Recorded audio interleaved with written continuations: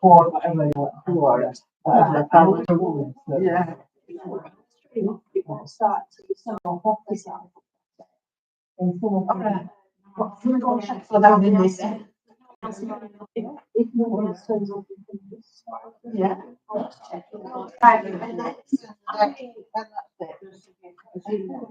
Beautiful. Nice, rooms in bed. It's people. But it don't feel like that, Jimmy. Realistically, it's,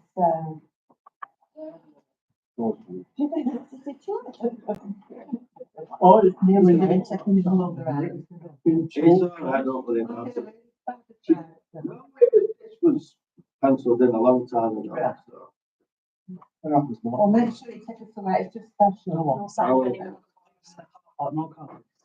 No extra cars come on the car park, so I'm gonna keep everything on here.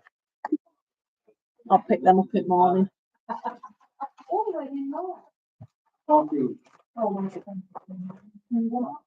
Possibly. Yeah. You only need a quarter of the committee to run, so you can run with where are we? But it's not.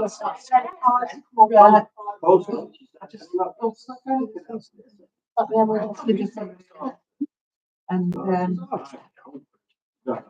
well, no, nobody else is around. Right then. Are you okay, everybody? Yeah. Good evening, everyone, and welcome to the meeting. My name is Councillor Gill, Chair of the Licensing Committee. Before we begin, there are no plans for a fire alarm test, but the alarm sound, please leave by marked exit and assemble with us in the house. Please could I request for mobile phones to be switched off or placed on silent during the meeting.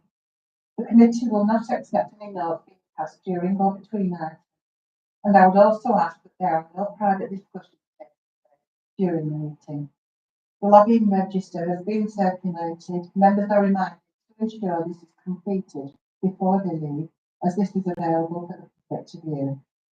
The meeting is being live streamed, and any other filming is subject to the rules as detailed in the Council's constitution. Please can I ask the committee members and officers to introduce themselves, starting with the committee members. Councillor Driver, if you would start. Councillor Jean Driver, then Cook Ward Councillor, Vice Chair of the Council. In the vehicle ward. Look, council, Councillor O'Neill, member for Western Ward. Thank you very much. Thank you. Susan Chadwick, Public Protection Manager. Satire, same legal officer. Okay. We now move to the agenda. Item A1, apologies have been received from Councillors Hodgkiss and Holland.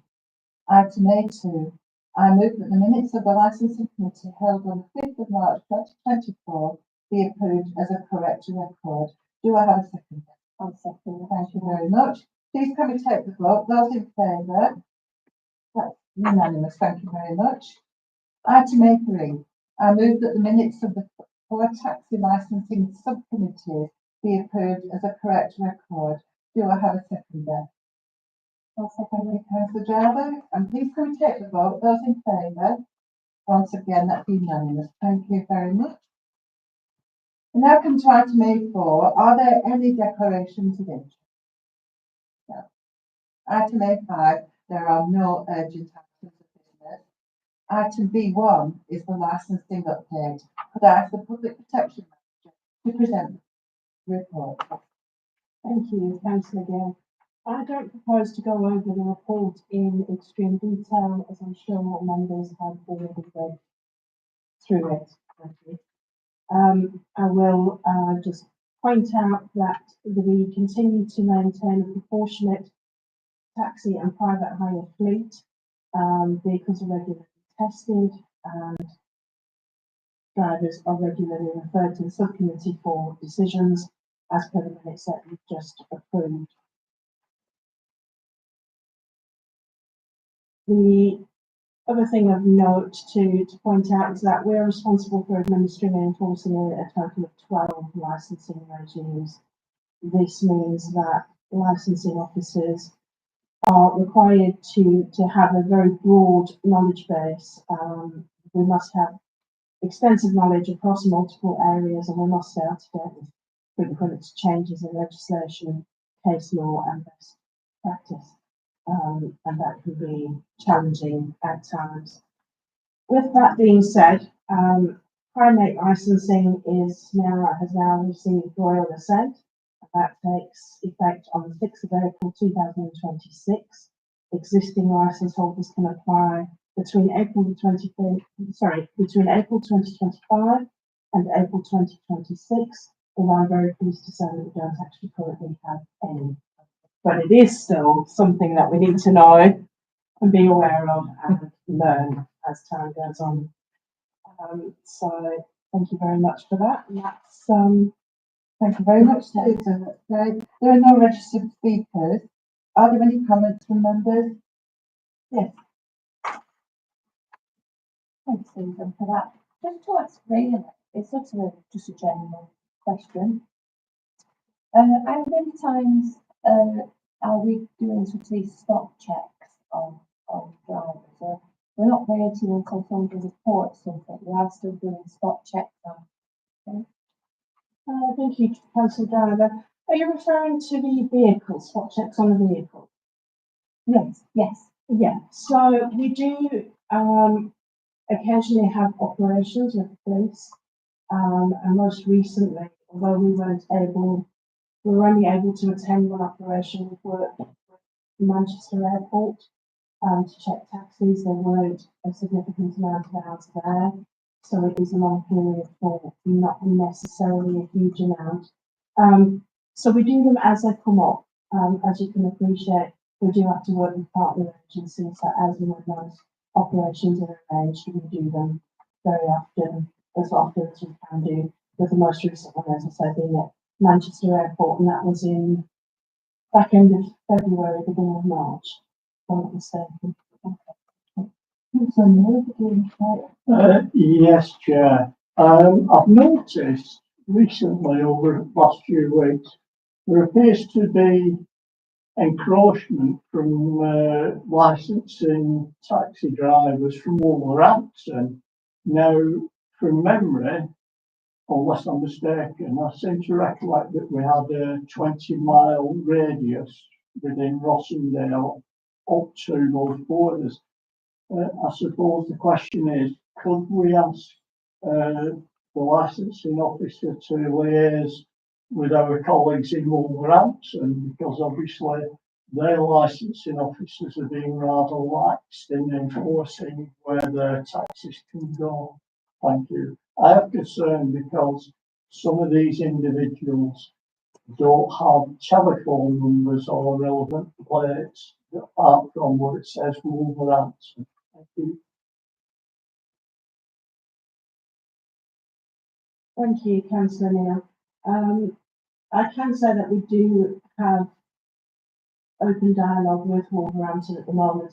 The 20-mile radius you refer to is an intended use policy, which only applies to heavy carriages. What you'll be seeing are private hire vehicles that, yes, Wolverhampton do license an awful lot of them, and there are issues up and down the country with that, but they're not acting illegally. And you cannot put an intended use policy on a private hire vehicle. So Wolverhampton officers are authorised by some other places, and they will come into our district and they will ask us to go and join them when they do operations. So there is already some partnership working, but as I say, our vehicles are not as prolific. So we won't go to an operation unless it's strategically worth our while. We don't want to be spending a day or half a day in Manchester for the sake of stuffing 2 Rossendale vehicles.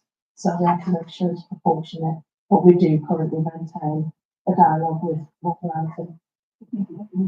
Are there any more comments from members? Yes, Councillor. Just a question. Many years ago, we used to go around to Hoplife, catch someone with a young child, not a young child, an underage person, and ask them to go in, see if they could purchase alcohol or cigarettes, and it's quite successful. Do we still do this or not? Thank you, Councillor Eaton. We do. That is something that is typically done with trading standards in the police. Underage sales is led by trading standards, supported by the police. And again, they do those very often. They're retail based. So as we get information about shops that may be selling to underage kids, we will pass that information on to the trading standards and to the police, who will conduct test purchasing exercises up and down the valley. Most recently, there's been 2 operations done within the last 6 months, to the best of my memory, and a lot of the focus is on vapes at the moment and loaded articles and that sort of thing. It's generally age-restricted products, but in particular the vapes are a significant problem at the moment. Just to follow on from that, is that, on occasion for quite a few years, used to let Air Council go with you, just to see how it actually operates. Is that still possible to us, or do that? We don't tend to do that. I don't think trading standards would be adverse to somebody accompanying them, depending on what they've got planned for the night. So if there was interest, I could ask them if they would be willing. Could be. Thank you. Yeah, I mean, when we've had involved in maybe a shop or store selling drinks, what action then do we take? Has that action changed, or has any laws changed regarding that action? Because obviously, we do hear a fairly thing. I am going to start getting that back to you, especially if it's a long time that we're hearing about the same shop or business a few times. I think that's when we need to know. But what action do we actually take, so Deborah? Where do we go with it? So if it's in relation to an underage sale of alcohol, depending on who's witnessed it, the seller can be issued with a fixed penalty notice. It depends on how many test purchases have been done in the past and whether there were passes or fails as to what licence action may take place. But if it is sufficient enough of a concern, it may be that a responsible authority will call for a review of the licence. If that doesn't apply, then they would usually provide the words of advice, pull them in for interview to have a word with them. It may be that a fixed penalty notice is issued, it depends on the circumstances. And similar applies to vapes and the other articles that have to deal, that would be trading standards, so we wouldn't get involved with that. But trading standards would take an action that may be necessary, which would likely be that they call in for an interview, and then depending on that and the evidence available, they may prosecute. It may be that they give them advice. So it just depends on the particular merits of the case. So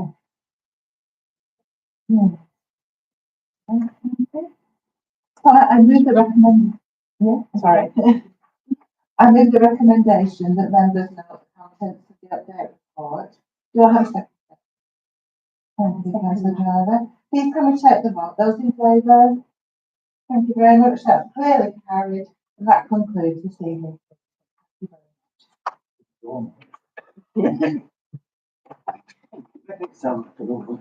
I didn't think it